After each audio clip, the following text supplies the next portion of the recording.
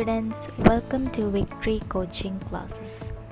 So this is our first video and today we are going to learn the first chapter of Icse 7th Standard Physics, that is Physical Quantities and Measurement.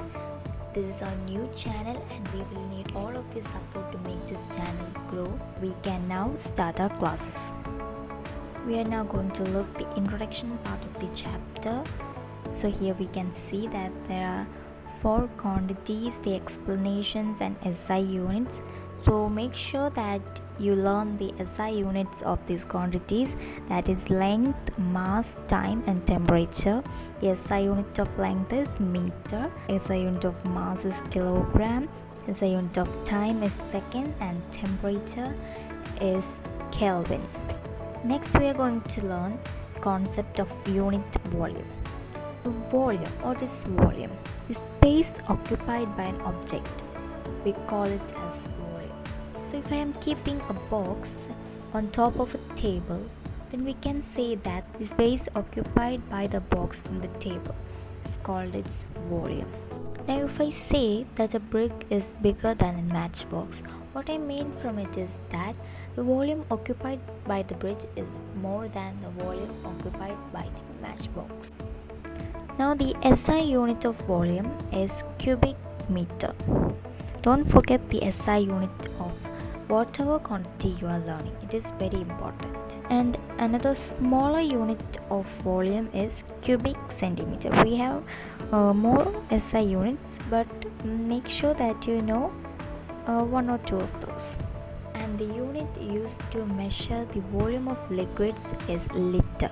Please don't use liter for any solids or something like that. Use only liter for measuring the volume of liquids. Okay. Now we are going to learn about the vessels used for measuring the volume of liquids. So we are going to learn 2 vessels, that is a measuring cylinder and a measuring beaker. So first we can learn about the measuring cylinder. So measuring cylinder can be generally made up of glass or plastic and it will have a volume up to 100 ml. We can see the 0 mark at the bottom and the 100 mark at the top. So usually these measuring cylinders are used in laboratories for measuring the volume of some liquids, and also measuring cylinders are available in larger quantities like 200 ml, 500 ml, etc. And we have a different kind of measuring cylinder, that is, you can see in this picture, it is a measuring cylinder used by a pharmacist. So these are some peculiarities of measuring cylinders. So if you can kindly note down these notes, it will be very useful later. Next we are going to learn about the measuring beaker. So a measuring beaker is generally used to measure the volume of a fixed amount of liquid.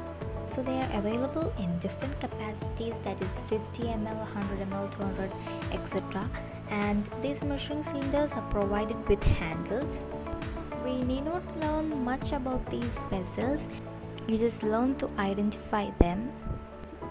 And now we can see how we will measure volume of liquids with these beaker and cylinders. So now we are going to look how we can measure volume of liquids with a measuring cylinder. So first of all, we should wash the cylinder and make it dry, and make sure that you keep the cylinder in a flat surface. Next we will be pouring the given liquid into the cylinder, and after some time we can take the reading. And we can see when a liquid is stationary, that means it is not moving, then we can see a curve on the top of the liquid and it is called a meniscus. So we take the reading from the meniscus. And if you look at this picture here, we can see that the volume of this liquid is 70 ml. So this is how we measure the volume of a liquid using a measuring cylinder.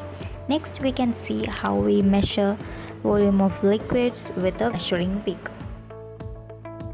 So measuring beakers are usually used when you have to find the volume of a fixed amount of liquid when we are given a larger amount of it. That is, if we are given given a bucket, that is, if we are given a bucket full of milk, suppose we are given a bucket full of milk, we use a measuring beaker to find the volume of a fixed amount of milk.